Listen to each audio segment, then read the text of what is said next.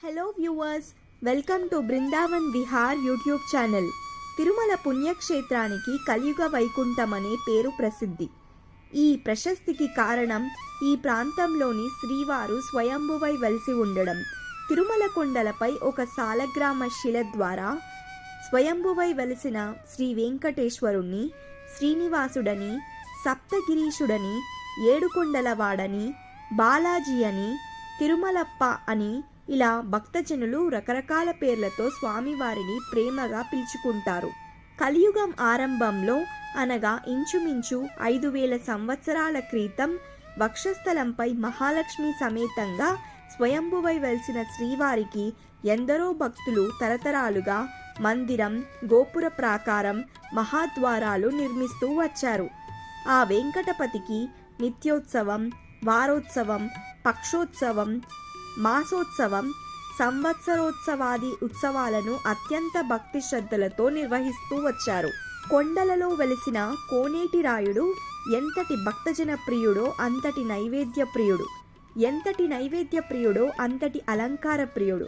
అందుకే శ్రీవారికి నిత్యం అర్చకులు 2 పూటల పుష్పాలంకరణ చేస్తారు. శ్రీవారికి సుప్రభాత సేవ మొదలుకొని ఏకాంత సేవ వరకు అనేక రకాల ప్రసాదాలను నైవేద్యంగా సమర్పిస్తారు. ఏడుకొండలవాడికి నిత్యం సుప్రభాత సేవతో మేల్కొల్పి తోమాల సేవతో పుష్పాలంకరణ చేసి అర్చనతో సహస్రనామార్చన చేస్తారు.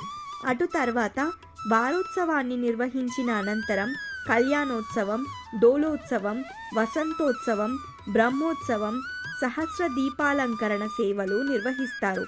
తిరిగి సాయంత్రం శ్రీవారికి తోమాల అర్చన సేవలు నిర్వహించి అనంతరం అర్చకులు రాత్రి ఏకాంత సేవతో శ్రీవారిని నిద్రపుచ్చుతారు. ఇక ప్రతి నెల శ్రీనివాసుడికి ఏదో ఒక ఉత్సవాన్ని వైభవంగా నిర్వహిస్తుంటారు. అయితే శ్రీవారికి శుక్రవారమే అభిషేకం ఎందుకు జరుపుతారు? అందులో ఉన్న మర్మమేమిటో ఇవాటి వీడియోలో తెలుసుకుందాం. శుక్రవారం మూల విరాట్టుకు అభిషేకం నిర్వహిస్తారు. ప్రతి శుక్రవారం శ్రీవారికి నిర్వహించే అభిషేక సమయంలో 84 తులాల పచ్చకర్పూరం, 36 తులాల కుంకుమ పువ్వు, 1 తులం కస్తూరి, 1.5 తులం పునుగు తైలం, 24 తులాల పసుపు పొడి వంటి పరిమళ ద్రవ్యాలను వినియోగిస్తారు. శ్రీనివాసునికి పరిమళ ద్రవ్యాలతో అభిషేకం చేయగా వచ్చే తీర్థాన్ని పులికాపు తీర్థం అంటారు. అభిషేక సేవలో పాల్గొనే భక్తుల మీద సేవానంతరం ఈ తీర్థంతో అర్చకులు సంప్రోక్షణ చేస్తారు. అభిషేక సేవానంతరం శ్రీవారి మూలమూర్తి నొసటన నామాలతో అర్చకులు అలంకరిస్తారు. దీనినే తిరుమణి కాప్పు అంటారు.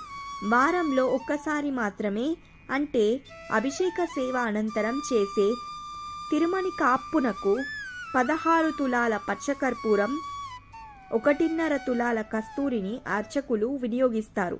శుక్రవారం నొసటి భాగాన తిరునామాలతో అలంకరించిన అనంతరం తిరిగి గురువారం వాటిని సడలిస్తారు. గురువారం రోజున నామాలు బాగా తగ్గించినందువల్ల శ్రీవారి నేత్రాలు బాగా కనిపిస్తాయి. దీంతో గురువారం ఒక్కరోజు భక్తులకు శ్రీవారి నేత్ర దర్శనం భాగ్యం లభిస్తుంది. బ్రహ్మోత్సవ సమయంలో మాత్రం ఈ నామం సమర్పణలో రెట్టింపు అవుతుంది.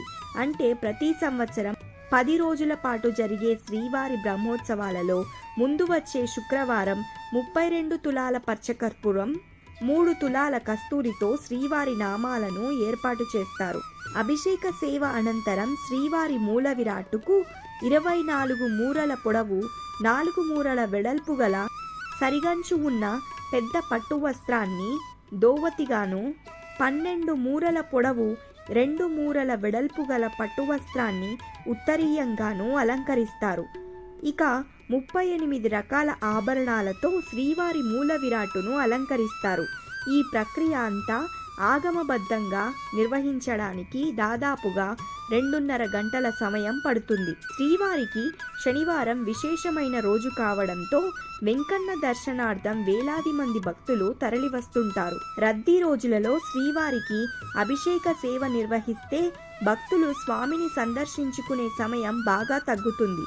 దీనికి తోడు శ్రీనివాసుడు వక్షస్థలంపై లక్ష్మీ అమ్మవారు ఉండడంతో అమ్మవారికి శుక్రవారం విశేషమైన రోజు కావడం వల్ల శ్రీవారితో పాటు అమ్మవారికి కూడా కలిపి ఒకే రోజు అభిషేక సేవను నిర్వహిస్తారు. ఈ వీడియో కనుక మీకు నచ్చినట్లయితే లైక్ చేయండి, షేర్ చేయండి మరియు సబ్స్క్రైబ్ చేసుకోండి.